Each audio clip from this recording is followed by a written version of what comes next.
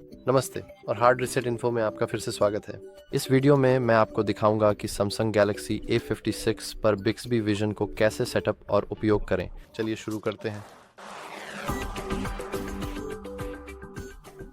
Bixby vision की settings आपको settings के अंदर ही मिलेंगी। जब आप नीचे की ओर स्क्रॉल करेंगे तो बिल्कुल नीचे जाकर एक्सेसिबिलिटी में जाएं।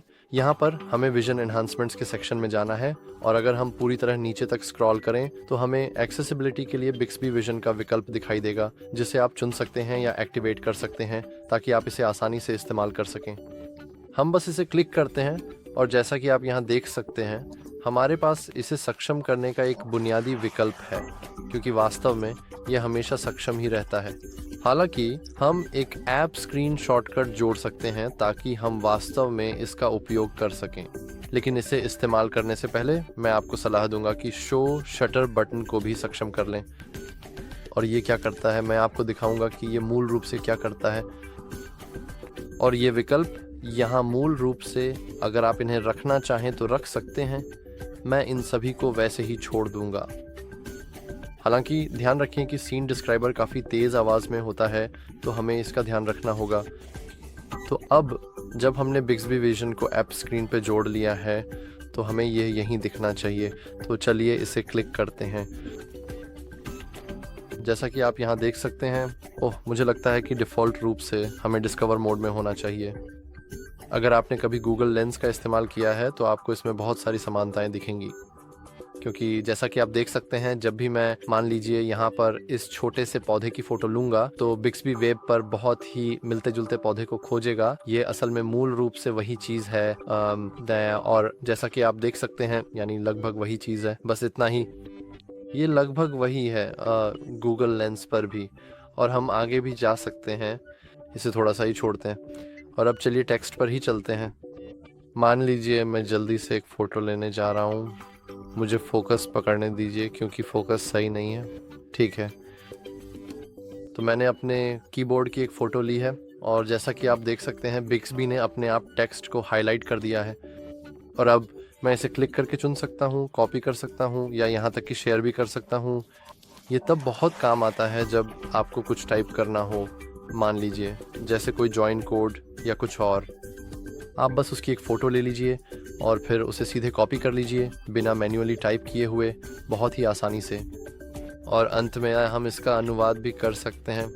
मुझे नहीं लगता कि ये अभी कुछ ख़ास अनुवाद करेगा क्योंकि ये सिर्फ कीबोर्ड है और मेरे पास अभी कोई टेक्स्ट नहीं है। हालांकि ये बिल्कुल उसी तरह काम करता है जैसे कि ये गूगल लेंस पर करता है, यहाँ तक कि इसका अनुवाद भी गूगल द्वारा ही किया जाता है। और अंत में हमारे पास सीन डिस्क्राइबर है जिसे आप यहाँ वाइन के बगल में पा सकते हैं। हालांकि ध्यान रखें कि यह थोड़ा तेज़ है तो मैं इसे कम करने की कोशिश करूँगा। ठीक है, सब कुछ कम होना चाहिए। ठीक है, आइए AI असिस्टेंट की आवाज़ भी कम करने की कोशिश करते हैं और अब सीन डिस्क्राइबर में चलते हैं।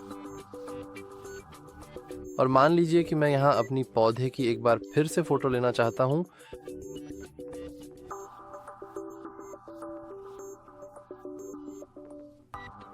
वाह, ऐसा लगता है कि सीन डिस्क्राइबर ने अभी अभी मेरे दृश्य का वर्णन कर दिया। अच्छा है, आइए और चीज़ें आजमाते हैं। मान लीजिए कि मैं अपना छोटा सा दृश्य फिर से व्यवस्थित करता हूँ, तो अब मेरा दृश्य ऐसा दिखता है। मैं थोड़ा जूम आउट करूँगा और देखते हैं कि ये क्या कहता है। ये बहुत विशिष्ट नहीं है। इसने पौधे का रंग नहीं बताया। इसने यहाँ हमारे छोटे से लोगों का भी जिक्र नहीं किया, जो थोड़ा निराशाजनक है, लेकिन खैर यही है, ये बिक्सबी विजन का तरीका है। और अंत में हम ऑब्जेक्ट ऑन ऑब्जेक्ट आइडेंटिफायर यानी टेक्स्ट रीडर का भी उपयोग कर सकते हैं। हालांकि यहाँ कोई टेक्स्ट नहीं है तो मैं वापस जाता हूँ। हाँ, मुझे पता है कि इसका इस्तेमाल कैसे करना है, तो मैं जल्दी से अपने कीबोर्ड की एक और फ़ोटो लेता हूँ।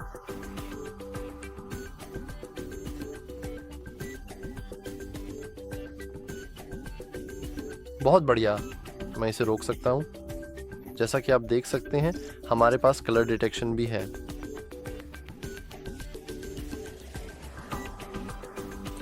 और अगर आपके पास शटर बटन नहीं होता तो आप उदाहरण के लिए इसे रोक नहीं पाते, क्योंकि आप चाहें तो भी। कमाल है। ठीक है, अब बिक्सबी वॉइस काफ़ी हो गया। अगर आपके पास ये नहीं होता, अगर आपने शो शटर बटन सक्षम नहीं किया होता तो बिक्सबी अपने आप कैमरे में जो भी दिखता है उसके बारे में लगातार बोलता रहता, बजाय इसके कि आप खुद तय करें कि आपको सीन डिस्क्राइबर कब इस्तेमाल करना है। और हाँ, इस वीडियो के लिए बस इतना ही।